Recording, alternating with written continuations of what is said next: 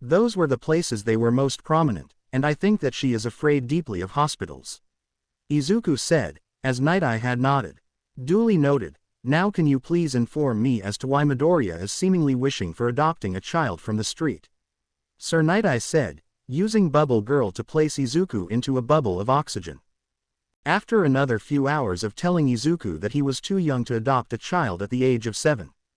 They all were now talking to the police about how they could take down the Shihasaikai from the inside out. And that didn't make their time any better as they found that on the news a few days later, overhauled Chisaki Kai's body was found in a nearby alley. The very same alley that they'd found Eri from and were both happy they'd left before the man could show up. But to hear that the leader of the Shihasaikai was dead, was deeply concerning as they didn't know who had the power to kill him. Whilst Izuku and Night Eye were dealing with that peculiar problem, over in Tokyo Yamato was on patrol with Mirko as they were both fighting villains. They were having a blast as they each attacked their villains with a gusto that caused them to have hearts rushing around their heads whenever they were attacked by either the women's thighs or their weapons of choice. Ms. Mirko, what is the plan for today? Yamato questioned as Mirko thought about it. We will keep hunting villains until we are ready to fall. Mirko said, happily bouncing to another building, Yamato not far behind. I wonder how the others are faring in their own work studies.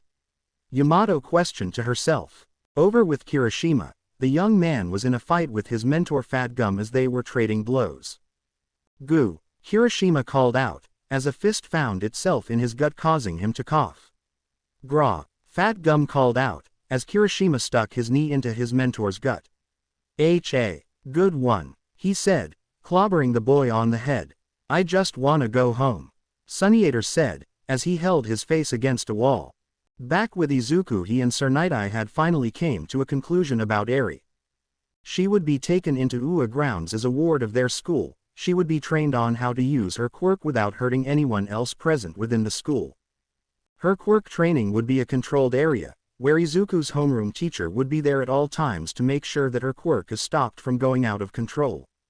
And once they were prepared to head out towards UA, they saw the news talking once again about how the Shihasaikai was completely annihilated by the League of Villains. Blood splattered across the street, as well as dead bodies across the mansion where Night Eye was thinking of raiding completely torn and broken. They looked at one another as shock overtook their expressions, and they immediately rushed off to get Eri into the custody of UA. On a nearby building, Whitebeard himself stared down at his protege with a smile. It appears as though he is adopting his way of getting children through picking them up off the street and becoming their father. He had a small tear run down his face as he remembered a certain black-haired young man with a straw hat over his head, a large Whitebeard pirate's tattoo on his back. And how the boy wielded the power over the flame fruit, as he was killed at Marine Ford. He sadly looked to the sky as he thought of one thing, and one thing only. I wish you were here, Ace. Whitebeard thought. Sir. Do you know where I am? A small meek voice asked, as the tall man turned around. Who are you? Whitebeard questioned with a mock glare. Oh, the name is Nico Robin. Nice to meet you, sir. She said, reaching a hand out to shake his own. The name's Edward Newgate. The pleasure is mine, Straw Hat. Whitebeard said, with a smirk causing the girl to look confused. 3. She had pale skin, that made her look very beautiful in skin color alone. She had long black hair that extended to her lower back, but for this encounter was in a ponytail. Her sharp blue eyes were very contrasting to her very relaxed demeanor as she stared up at Edward. She was wearing a blue vest over her chest with a flower on the left-hand side of it whilst the center area was left open revealing her quite impressive bust to the world. And tied around her waist is a salmon pink colored dress with a light green floral pattern on her left hip of the said dress. She also had a pair of goggles over her head as she smiled at the taller man. How do you know my name? She asked, as Whitebeard just stared at her. Hearing about the Straw Hats before my death was something I paid very close attention to. Especially so when your captain recruited my assistance for saving Ace, his older brother from the Marines. Whitebeard said, as he knelt down to look into her eyes. Now then, how in the bloody hell did you appear here? Whitebeard asked as the girl just stared at him before passing out. Well, shit, Whitebeard muttered to himself as he left with the girl on his shoulder.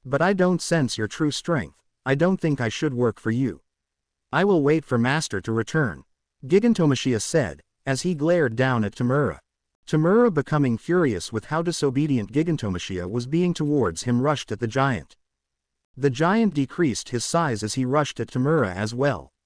Tamura went for a wide-palmed strike to kill the giant for disobeying him as the monster had dodged out of the way. He then slammed a fist into the ground, causing a minor earthquake in the area, forcing Tamura and the other villains to the ground. Getting back up quickly, however, Tamura rushed at the villain, his small league rushing after him in order to assist their leader. While they fought the giant, Kurogiri was leaving the area to speak with the good doctor. Disappearing in a small purple and black portal, he appeared in the deep lab of the doctor that All for One had enabled. The two would watch through cameras as the small group of villains that All for One had supported fought the giant. Kurogiri was concerned about his charge, but the doctor told him that this would allow Tamura to become his own master and his own person as a whole. Kurogiri didn't know what that meant, but he knew for a fact that the doctor was never wrong. The two continued to watch Tamura fight Gigantomachia as they did their best to gain a new and very powerful ally to their cause. Although it was clearly seen that they were not strong enough to gain him as an ally as of yet. It was so apparent that Tamura hadn't learned his lesson back when Master All for One died, that this would be sure to teach the boy that lesson. If you cannot defeat your opponent, then you would die or get caught. But considering the fact that Tamura had wanted to earn Gigantomachia's allegiance, he was actually going through the harsh training. Kurogiri walked towards the exit of the lab when the doctor called out to him. Make sure that he gets enough rest from here on out. Once he's gained Gigantomachia as an ally, he will be forced to take on the old master's quirk. The doctor said, as Kurogiri nodded. I will do what I must. I need to return back to Master Tamura, Kurogiri said, leaving the place. The doctor, however, noticed a slight change in Kurogiri's mannerisms. Thinking nothing of it, and more of the fact that Kurogiri had learned some new emotions aside from just default protection. He never noticed how Kurogiri listened in on the doctor talking about how Master All for One would take over Tamura's body whilst destroying the boy's vestige from his own body. That was before he spoke about another person that was on his mind. That green-haired boy, I remember him from somewhere. If I remember correctly, he should have been quirkless. So how did he get a quirk? That was physically impossible, the doctor mumbled to himself, pulling out some papers. No matter, when I get my hands on him, I will make sure that he becomes Tamura's little pet. The doctor giggled slightly. As Kurogiri thought about his charge, he knew that there was a problem for the green-haired kid who was in the protection of the heroes. Shaking his misty head, he felt another presence that hadn't been there for years, if not that, decades. A small face appeared through the mist as light blue hair and eyes flashed for all but a moment before it changed back to the black and purple mist. What are you doing? I am supposed to be in charge. Kurogiri questioned, a hand moving to his face. Must protect child.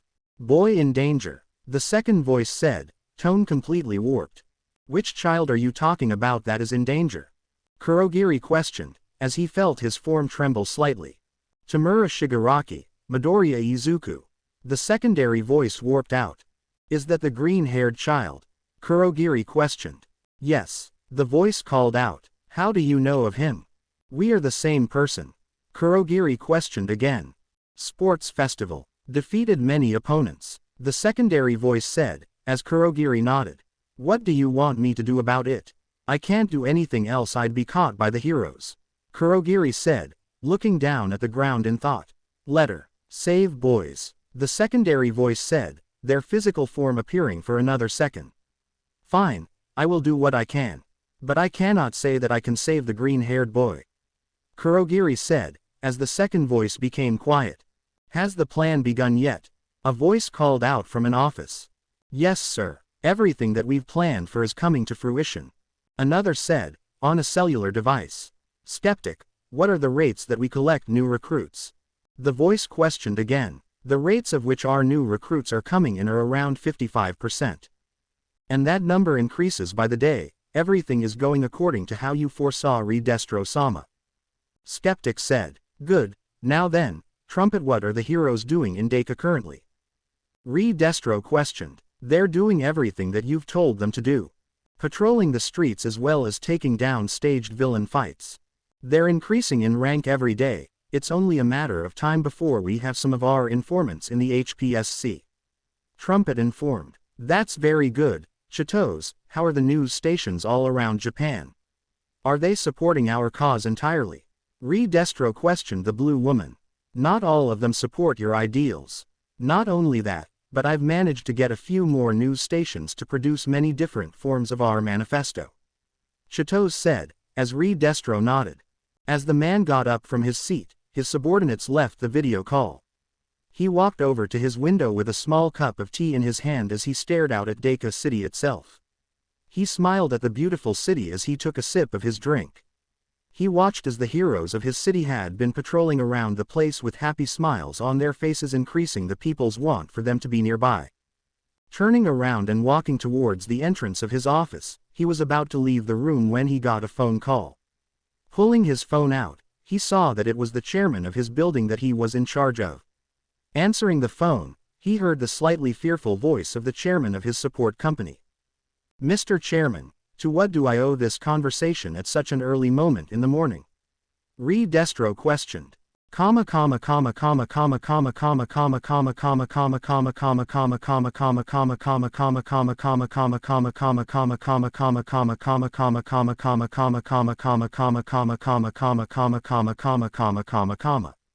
Tamura Shigaraki was someone that shouldn't be ignored.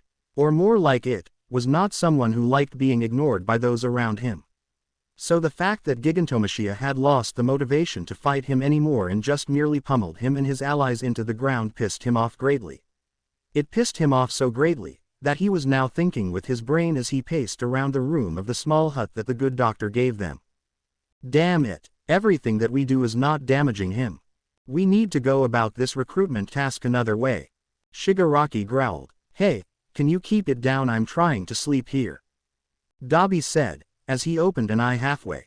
Shut up, Burns. I'm trying to think of a way to get Gigantomachia on our side. Tamura growled at him. Hey Shiggy, what about attacking the city nearby? Toga questioned. As much as I would love to cause some destruction, we need a good reason for doing that. Besides, actually, do you all know who that city belongs to? Tamura questioned. The government. Dabi questioned. Nope, that city is Deku City. It belongs to a specific group of people within the world who are villainous in nature, Tamura said, as Spinner looked at him. What are you talking about, Shigaraki? What about them is villainous? Spinner questioned. Their ideals are that of a villain. Also, there is the fact that one of them is the descendant of a very civil rights activist who became a terrorist in the dark age of quirks.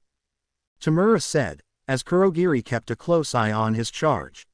So what? Who is this group that is controlling Deku City? Dabi questioned, interest intrigued. They call themselves the Meta Liberation Army, or MLA for short. But there is one thing I know about them, and that is the name of their leader. Tamura said, as he looked out the window at Gigantomachia. And that is, Toga asked, all giddy. His name is, Tamura said, before everything went black.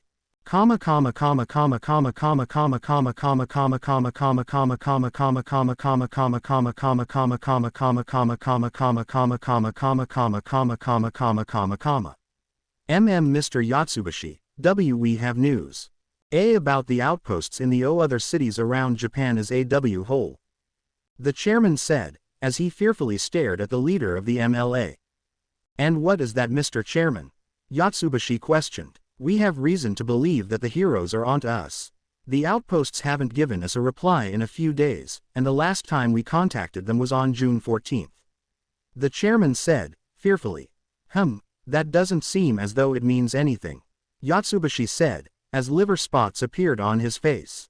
I'm sorry, sir, but I think that we've lost the outposts to the police and government. The chairman said, before cutting off the feed. Yatsubashi stared at the phone for a moment as he took in a deep breath.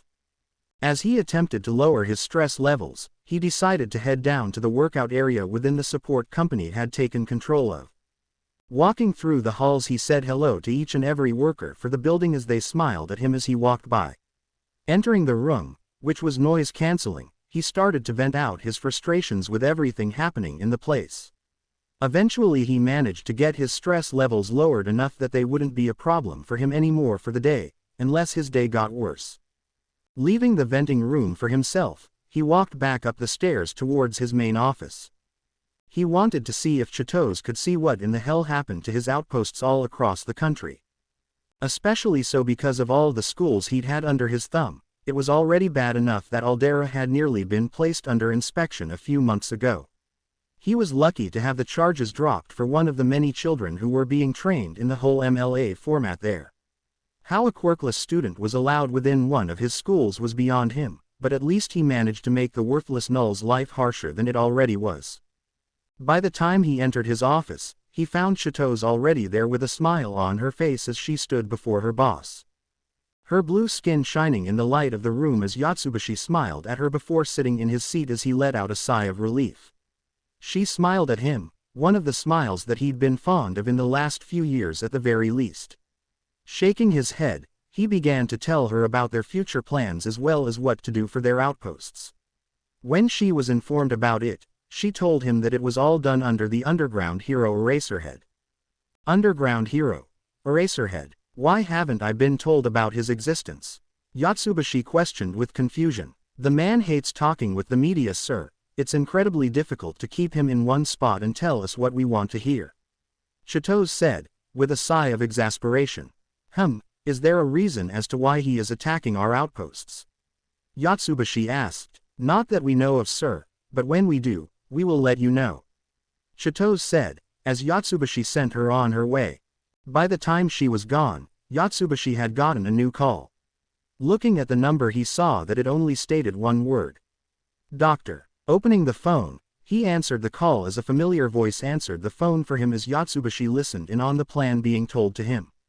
He smiled as he began to chuckle and laugh manically as he hung up the phone before looking off to the forest nearby.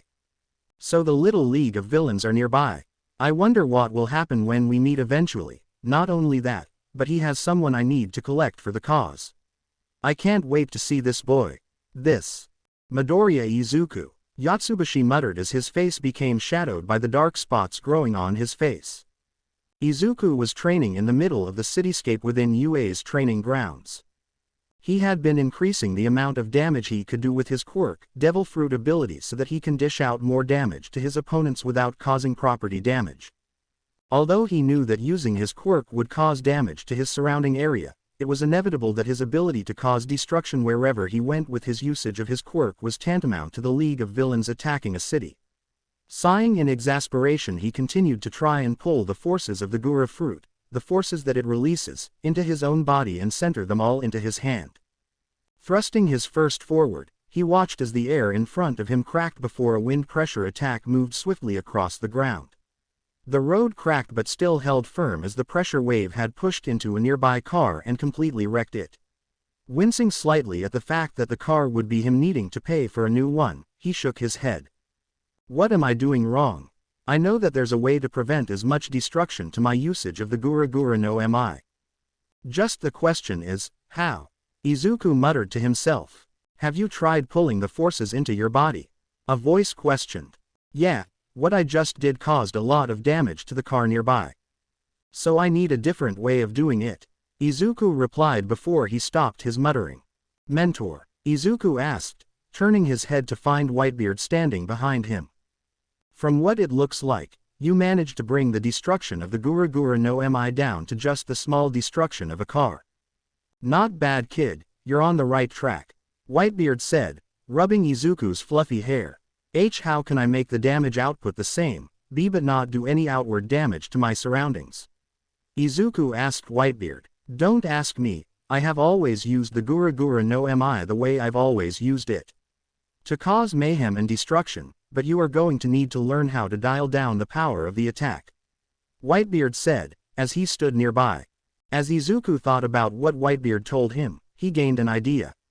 Instead of just placing all the power into his hand, he centered it all around his body before having an extremely small portion of it enter his hand for usage. As soon as he thrusted his fist out after he centered the power all around his body, Whitebeard smirked as he watched a much smaller crack appear in the air in front of the boy. The small crack in the air had been seen for barely even a second before a large wind pressure attack had been launched at the robot just down the road. Once the robot was hit with the attack, Izuku let out a cheer of happiness as he'd finally managed to control the raging power of his quirk. Whitebeard stood proud off to the side as he watched his protege celebrate his growth by jumping around before pulling out his notebook and writing everything down. He might become as powerful as you are, Ace, Whitebeard thought to himself. After a few days of training hard, Izuku was shown walking towards the school when he stopped moving for a moment. Turning around, he found a weird black and purple portal appearing behind himself as he watched a hand reach out towards him. Immediately getting his guard up, he prepared for a fight, when only a letter fell from the portal itself instead of a villain.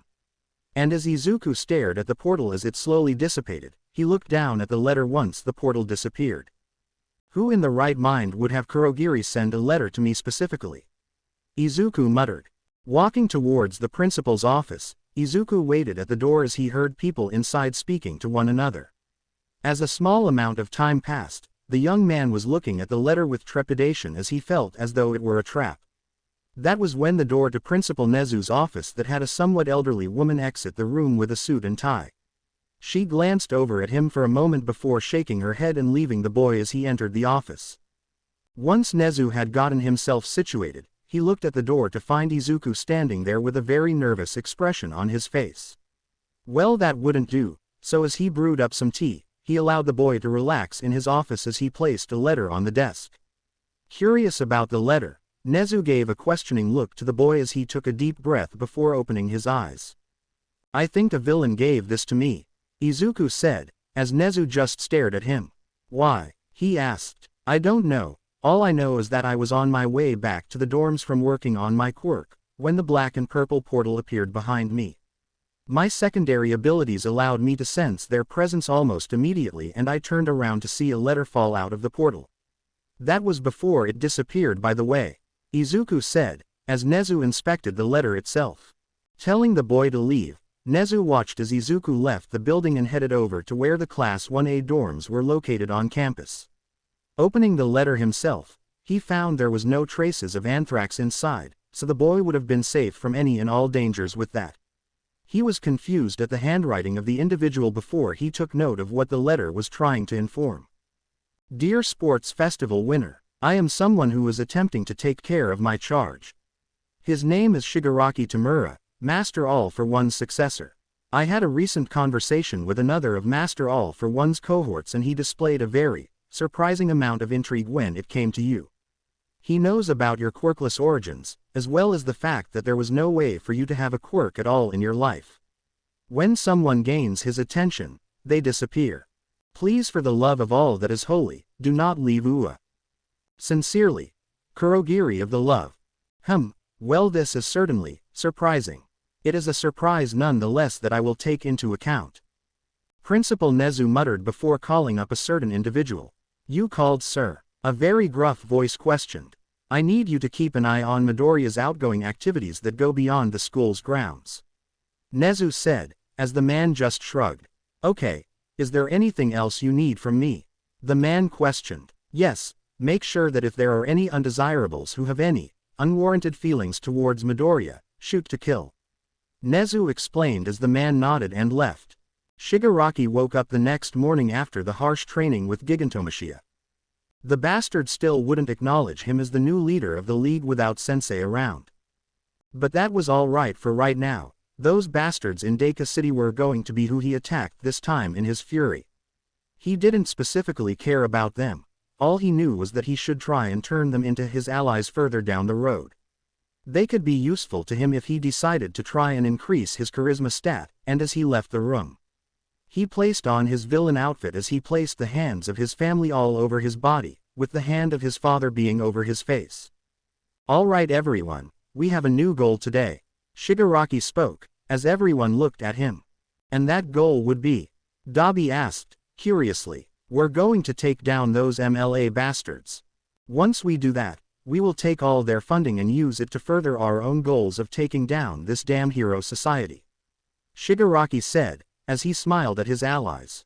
Okay, but when are we going to attack them? Toga asked, curious as well.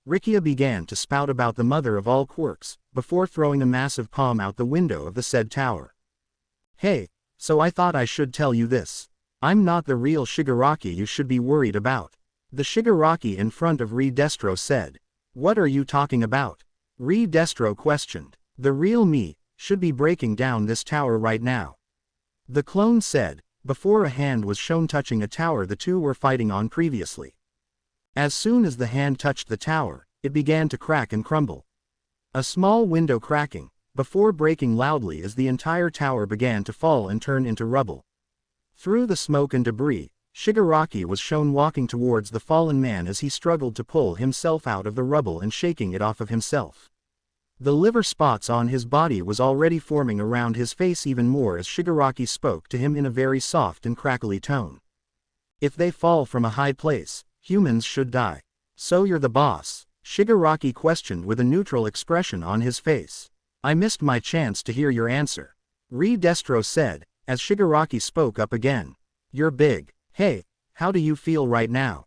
Shigaraki asked, somewhat boredly as he slammed a hand on the ground to begin decaying it. Re-Destro immediately jumped into the air to dodge the clearly devastating attack as the ground cracked and a part of Shigaraki's red shoe was showing some wear and tear. Two people who were in the tower were shown running away from the area as their leader's voice was heard behind Shigaraki who had his back to the man. How do I feel right now? Re-Destro questioned before Shigaraki looked up and dodged his attack. You can see what that's done to my forehead. Re-Destro growled. You've killed a lot of warriors to get here, haven't you? Re-Destro asked, as Shigaraki's body was shown flapping around in the air, his eyes whited out. Is that the palm that is committing evil? He questioned once again, as Shigaraki is grabbed by Re-Destro by the arm. Don't judge a person by their quirk. It's a good lesson, Re-Destro said, as he looked impassively at Shigaraki. I was taught that growing up, too. He said, monologuing. Shigaraki's expression was that of a small child as he stared at Re-Destro with wide expressive eyes as Re-Destro continued on his monologue. But meta abilities have a direct connection to personality, Re-Destro said, before Shigaraki had blurred out of what the man was talking about. Everything was replaced with missing memories. Shigaraki thought to himself. His hand was given an extreme close-up as 4 fingers were placed on the leader of the MLA's thumb. Blood was slightly splattered on the thumb itself, but Shigaraki was so distracted by the incoming memories of his life as a child that he didn't register it. But then he decided to push 2 of his fingers onto the index finger of Re-Destro's hand as the man immediately threw him away from himself. Shigaraki tumbled across the ground as blood was now covering the upper part of his face and dried up because of how fast Shigaraki's face was sliding across the ground. Re-Destro, however, was thinking about something far more important as he stared at the young man ragdolling across the place. He's in the midst of a quirk awakening, he thought to himself, slightly worried. Shigaraki landed finally on his feet, although he crouched a bit. All was quiet as the young man immediately launched himself at Re-Destro faster than he was before. The businessman had immediately picked up on the speed as Tamura quickly appeared in front of him. He had lifted his arms into the air and swiped them downwards in an arc that Re-Destro barely dodged to the right as he had a look of pure confusion on his face. He kept his preparatory movements to a minimum, too. Re-Destro thought as he remained on guard. He's as graceful as a cat. Has he been training? Re-Destro asked, curiously. And these movements? He couldn't have mastered them without surviving harsh conditions with his life on the line every day. Re-Destro thought as Tamura swiftly sped around him faster and faster before appearing behind the man. Seeing as how you don't disappear even after taking all that damage, Re-Destro thought as a show of Shigaraki's whited out eyes and face as he rushed around the man. You're the real one, aren't you? Re-Destro questioned in his head. 80% liberation, he softly growled as his entire body increased in musculature and ripped his shirt and overcoat off. Playtime is over, he called out with a sadistic smile on his face. Using his stress in order to create a ball of literal stress, he went to throw it at Shigaraki as he managed to get Shigaraki up close and send him flying through multiple city streets. Shigaraki, however, was shown to be walking back as though nothing bad had happened to him, minus the fact that he was missing his red shoes. Burden, which extracts and materializes stress and releases it over a wide area. The peak of my meta ability that I've been refining ever since childhood. Destro mentally spoke, as Shigaraki finally made it back with a peaceful expression on his face. He touched me in that instant. Destro thought as he glanced at his finger once again as it showed a crack in his armor. You were right, I just want to destroy, Shigaraki said, as his face showed a serene smile on his face. Oh, poor thing, what are you so afraid of? All for One's voice rang out in Tamura's head. Just act as your heart so wishes. All for One told him as a young Tamura was shown struggling and scratching his body all over in pain. If you don't, then you'll be the one to suffer alone. All for One said, only his torso and lower body being shown. What's inside of you is more important than anything. All for One said, as we see the multiple hands on a counter. Now, Tenko, what do you want to do? All for One asked, in his kindest, most manipulative toned voice. Now show me what you are, Shigaraki Tamura. All for One's voice rang out in the final part of the memory. At that time, I killed father because I wanted to, Shigaraki said, as he looked at the sky, his cloak billowing in the wind. Watching mother and the others crumble away, just made my heart feel lighter. Shigaraki continued as we see an image of his little sister and his mother being crumbled into dust, although he reached out to his mother in fear. Stress 100%. Destro growled out, as he threw a double hook at Shigaraki at 2 angles. As soon as his hands were about to crush Shigaraki, the young man looked up at him with an eerie smile on his face. And he thrusted his open palm in one direction to his right as a slam sound was heard from their palms striking one another. That's what it was supposed to be, Destro thought as Shigaraki tore away his attack with an honest-to-God smile on his face. If I destroy it before the end of the swing, then it's nothing much, Shigaraki said, chuckling as Destro rose an eyebrow as Shigaraki walked up to him. You're just big, I get it, destroying something you hate with all you've got, is just what makes me Tamura, Shigaraki said, as he heard Destro speak to him. Why are you so gung-ho about destroying my army? All I've done is carry out Destro's will. Destro called out to him as Shigaraki's hair moved out of the way to reveal his red eye glaring at him. What's this? He thought to himself. This pulsing that has been coming in waves, fear. No, that's not it, he thought as his support items had flown into the air as he increased his power output. Dieternat's patented, burden amplifying mechanism, Claustro. He thought to himself as his body became covered in armor.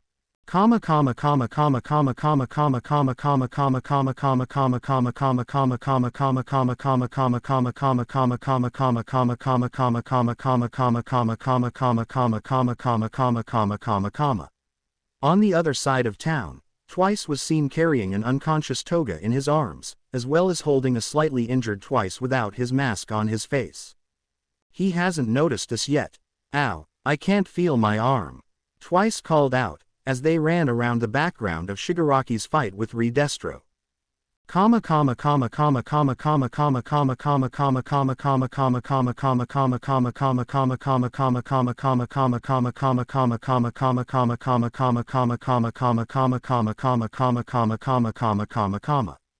What you need to worry about in a fight against a meta ability with the League is Dabi's wide-range flame attack, Destro told a man with a blue furred coat.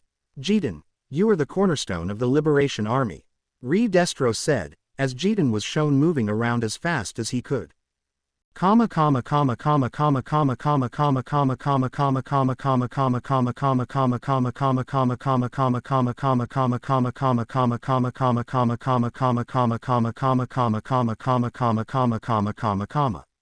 With Shigaraki and Destro, the man had shown his eye through his armor as he sent an attack at the young villain. Although a massive shockwave came from their consecutively timed attack on one another blasted out from them, Destro noticed something wrong. Shigaraki's hand was on the full fist of his metal gauntlet, causing it to crumble away swiftly before he could pull his arm back. And as he looked up at Destro with a sadistic smile on his face, Destro thought even more about the young villain in front of him. He has been liberated from everything, Destro thought in alarm. I see. So this throbbing in my chest, Destro thought, before Shigaraki placed his hand on the ground one more time, destroying it entirely and thrusting the man out of his power armor. The man fell from the sky without his quirk active as he landed on the ground and used a piece of his support items to protect himself from the wave of decay. On the outside of Deku City, Gigantomachia had noticed Shigaraki's battle with the MLA and immediately knew what to do as he rushed over to his new master. He had finally shown him his conviction to become the new symbol of evil in his original master's place. With Shigaraki, he slowly limped his way up a small platform to look down at Rikiya Yatsubashi as he let out heavy breaths. His entire form was battered and bruised, but he looked worse for wear as he glared up at Shigaraki with a reluctant smile on his face. "Hey, why were we fighting anyway?" Shigaraki asked, curiously. "It's because you came looking for a fight, right?" Shigaraki asked, pointing a hand at the man with an exhausted smile. Not too far away from the end of the battle site, a group of MLA members looked on in horror as they tried to go save their leader from the hands of Shigaraki. As soon as an orange glow appeared around the people still around, Shigaraki gave them a mere evil smirk and glare in their direction, causing them to falter in their preparation. Meanwhile, Destro was staring at Shigaraki with a neutral expression on his face. He could only think about what he stood for in his Meta Liberation Army as a whole, as he thought about his ideals. Free use of meta abilities. Not suppression, but liberation. "Oh, great Destro," Rikiya thought to himself. "I can already see it. This young man looks like he's shining." Rikiya thought before he lowered himself to the ground. "You are right, I have picked a fight, and I had lost. If you are going to kill me, then do it. But I am ready to sacrifice myself for Destro's dying wish." Rikiya spoke as he stared into Shigaraki's muted expression. I guess I can let you live. So long as you join me on my mission to destroy everything," Shigaraki said, as Rikiya immediately bowed to him. "I relinquish my title as the leader of the Meta Liberation Army to you, Shigaraki Tamura," he said, as Shigaraki looked off into the distance. With Gigantomachia he smiled at the young man who was before their opponent. And he could only think about what the old master looked like when he helped him become someone powerful. How the old master appeared as though he were God himself, and felt a tear fall down his face at how similar the man was to the young master. "He's master's true successor," Gigantomachia mumblmumbled to no one in particular. On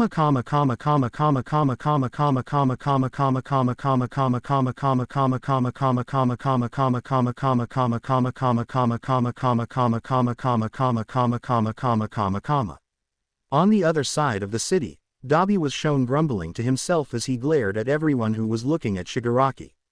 "Can somebody get me out of this ICECAGE already?" I hope you guys enjoyed this video. Please make sure to like and subscribe to the channel, and now we will see you in the next video.